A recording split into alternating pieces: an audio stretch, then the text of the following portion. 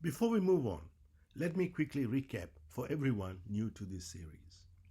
When you lower carbohydrates, the body first uses up stored glycogen.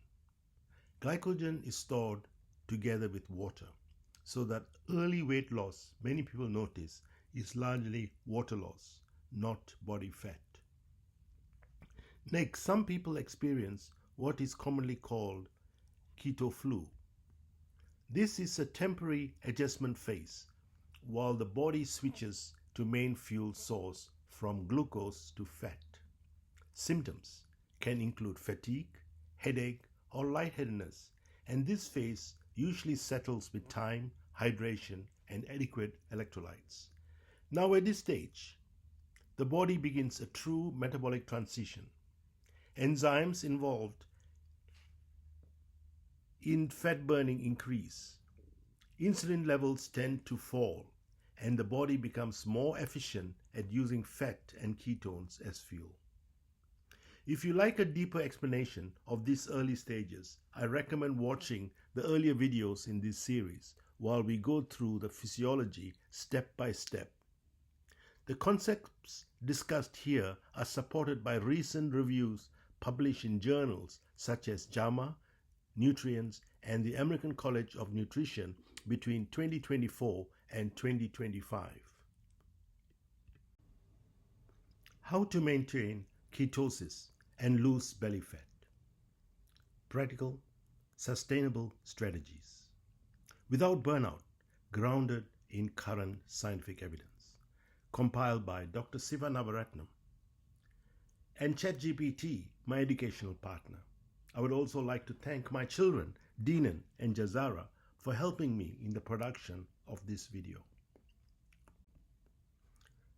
What actually helps? Adequate protein intake. Prioritizing adequate protein helps preserve muscle, improves satiety, and reduces the risk of metabolic slowdown while losing fat. Fewer meals. Eating fewer meals allows insulin levels to fall for longer periods, which is essential for assessing and burning stored body fat. Gentle, regular movement. Gentle, regular movement improves insulin sensitivity and fat burning without triggering excessive stress hormones. Good sleep supports hormonal balance, appetite regulation, and fat loss, while poor sleep can stall progress even with a good diet. Reducing chronic stress helps keep cortisol in check, which is important because persistently high cortisol promotes abdominal fat storage. These factors work together, not by forcing fat loss, but by creating the conditions where fat loss can happen naturally.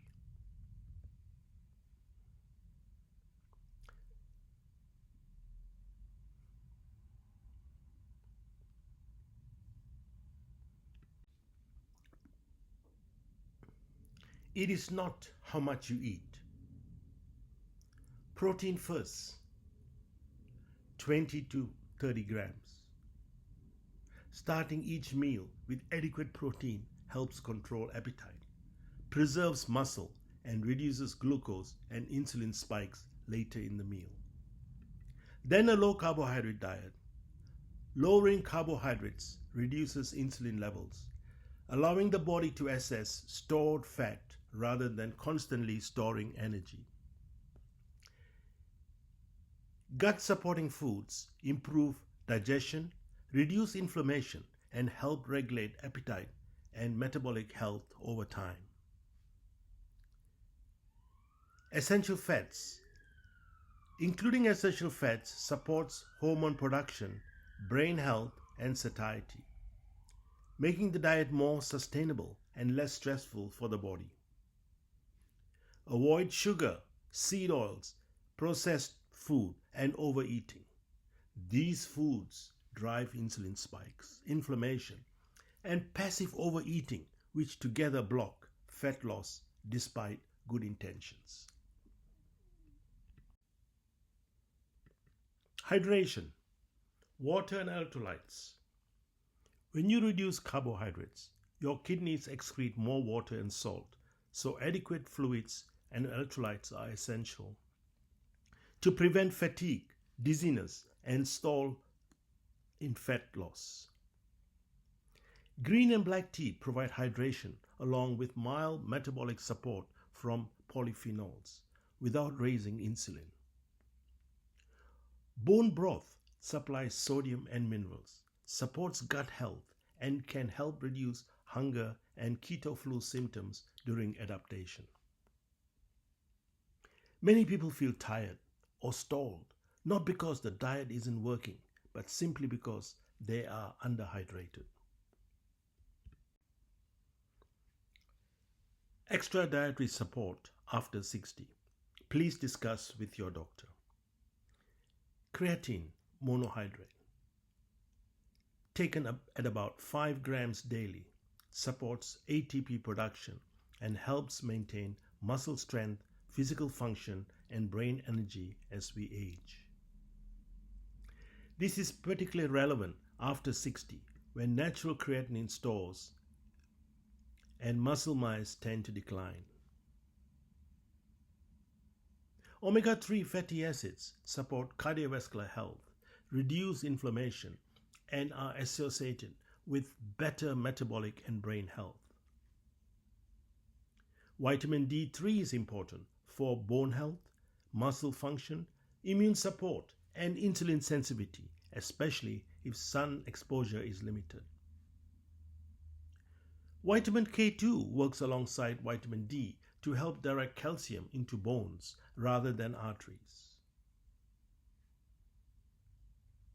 Magnesium supports muscle relaxation, sleep quality, glucose control, and energy metabolism, and deficiency is common in older adults. Vitamin B12 is essential for nerve function, red blood cell production, and cognition, and absorption often decreases with age. These are supports, not substitutes. The foundation remains nutrition, movement, sleep, and stress management.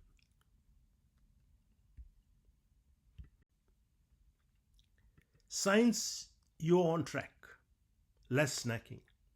Needing fewer snacks usually means your blood sugar and insulin levels are more stable.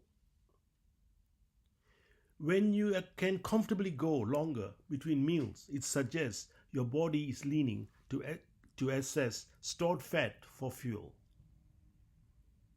Reduced cravings are a strong sign that insulin levels are lower and appetite hormones are beginning to normalize. Many people notice clearer thinking as the brain starts using ketones more efficiently as an energy source. Dipstick or blood showing 0.5 to 1.5 millimoles per liter of ketones. Ketone reading in this range suggests nutritional ketosis, but remember that how you feel and function matters more than chasing numbers. Progress is best judged by real-world changes in hunger, energy, and thinking, not just a scale or a test strip.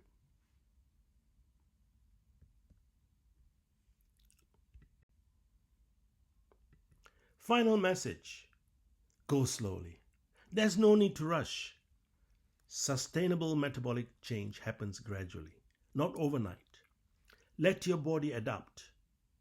Give your body time to adapt to using fat and ketones as fuel, especially if you have been carbohydrate dependent for many years. Choose consistency over speed.